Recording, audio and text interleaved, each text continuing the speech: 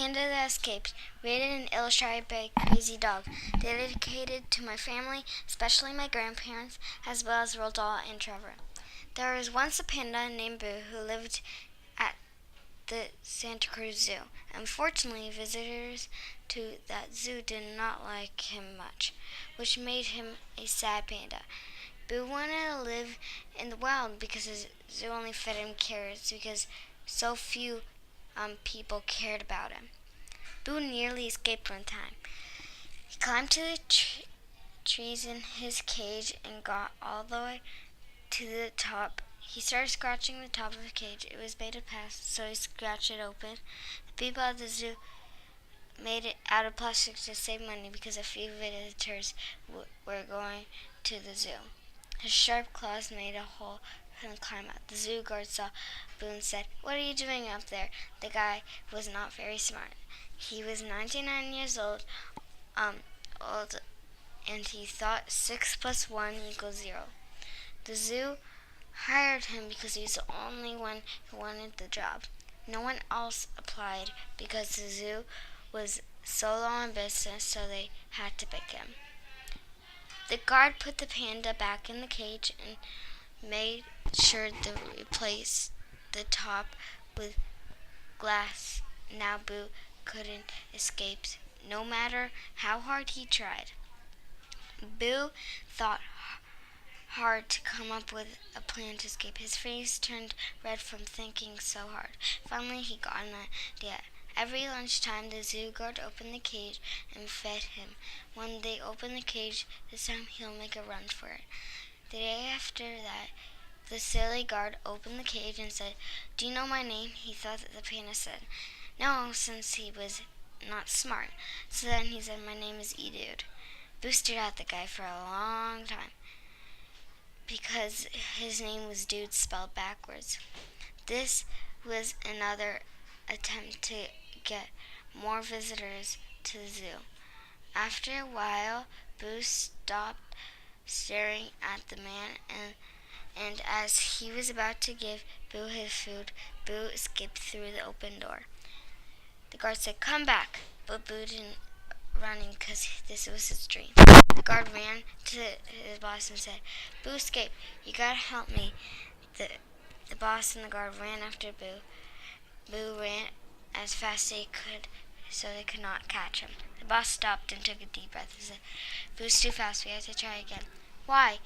said the guard asked. "Because," said "we're not ready for this, and it was too far to run. Plus, I just ate a burrito, so I can't run anymore." They started to walk back towards the zoo, but Boo noticed that they stopped. When the guard and the boss were almost halfway back to the zoo, he spotted a ship. It had a sign that said, "Go into the jungle," and that's where Boo needed to go, home to the jungle. He ran to the boat and tried to get one, but the lady that was taking the tickets was there. He thought a few minutes, then the ticket lady said, 50 minutes until the boat leaves." Boo thought harder. He thought of something. He climbed on the side of the boat with his sharp claws, and the boat sailed away with Boo on it. Boo was so excited to see his family again and live in the jungle and eat bamboo again. The only unexciting thing was at the trip because he had to stay on the side of the boat and it was almost dark, so he had nowhere to sleep. He looked for a little bit, but the only place that he could find was the hole with a bunch of dry seaweed. The other place was where they kept the crabs, and the crabs kept on pinching Boo. So he just picked the hole with the seaweed because he could not fall asleep with crabs pinching him. He sat down in the seaweed and fell into a deep, deep sleep. In the morning, Boo woke up and saw that the boat had put down its anchor. He climbed out of the dry seaweed patch and jumped out to look around. But he couldn't see anything. He got out and walked for a little bit.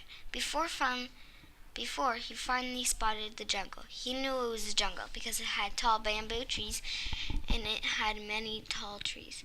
But as he remembered, he walked to the jungle and he got closer. He got a little bit scared because he thought that his family would not recognize him because his family has not seen him in so many years. Instead of running fast into the jungle, he tiptoed in. He saw that some black and white, and he realized it was another panda. Boo did not run it because he was scared that it was his family. He was too nervous. He just hid behind a tree. As soon as he was backing up, he stepped on a twig. Snap went the twig. Uh-oh, said Boo. The panda turned around and said, "Who's there?" In a freaked out face, the panda walked toward to see who was there. He came closer. She came closer and closer to Boo until the panda was right in front of Boo. Boo was terrified that the panda was going to see him. Boo felt a hand touching him. He turned around and saw the other panda. The panda had a shocked face. "Boo, is that you?" said the panda. "Mom." "Yes," she said. They hugged. "You have to see the others. They are going to be so happy to see you." Boo's mom pulled him deep into the wood. Boo's mouth fell open because there was pandas everywhere. Boo's mom said, "This way." She led him down a dark path. Boo was so excited to be scared anymore. They came to a little tree. Boo's mom led him into it. Boo noticed that it was a tree went underground. It was a big room filled with bamboo and pandas. Boo realized that one of them was his dad and the other one was his, and all the other ones were his family and friends. And he ran over to hug them. "I missed you," said Boo. "We missed you too," they all said. That night they ate sweet bamboo. Boo was so happy to be back with his family and have sweet bamboo. That night he fell asleep in his old hammock. It had some tears, but Boo didn't mind because it was all fluffy and it smelled like it did when he was a baby.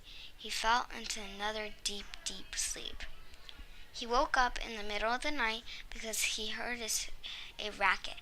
Boo sat up and walked outside. He looked around for a little bit to see who was making the racket, but he could not find anybody out there.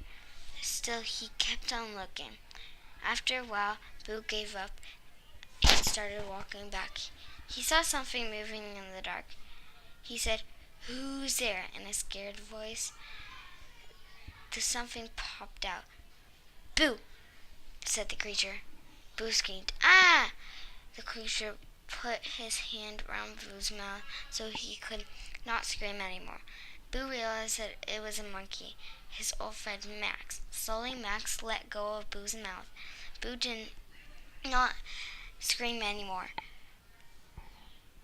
Max said, "Hey, buddy, how are you doing? I haven't not seen you in 3 years." "The zoo captured me," said Boo. They went on a little walk. The sun was coming out, so they started walking back. When they got Boo ran and said, "Now where were you?" in a scared voice. "Oh, you found Max again." "Max, do you want to have breakfast with us?" asked Boo. "Sure, I would love to," Max said. They all sat down for breakfast. Max had bananas, and Boo and his family had bamboo.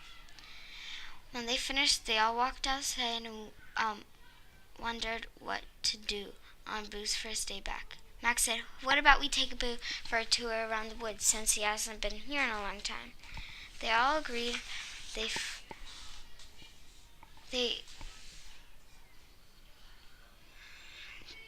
all agreed. They first took Boo to the river that he always liked playing and when he was little. He swam for a little bit, when something swooped over his head. Splash went the water. Boo could not believe who it was. It was old Buddy Swamp, the bird. They both hugged each other. Max, Swamp, Boo's family, and Boo walked back to the tree. They all had dinner. Max had bananas. Boo's family and Boo had bamboo, and Swamp had worms. In the middle of the dinner, they all said, "We were so glad that you're home, Boo." They all had smiles on their face, especially Boo. They all had a group hug. Boo was finally home. Project Reflection. My story is inspired by Roald Dahl in many ways. First of all, Boo is lonely and poor, and in Matilda is lonely because her brother doesn't care about her, and she does not go to school, so she cannot make friends, and her mother thinks she's spoiled, and her father thinks she's dumb too. They think she would be the dumbest person in their school if they would let her go. And Danny, champion of the world. Danny's poor. His dad and they live in a caravan.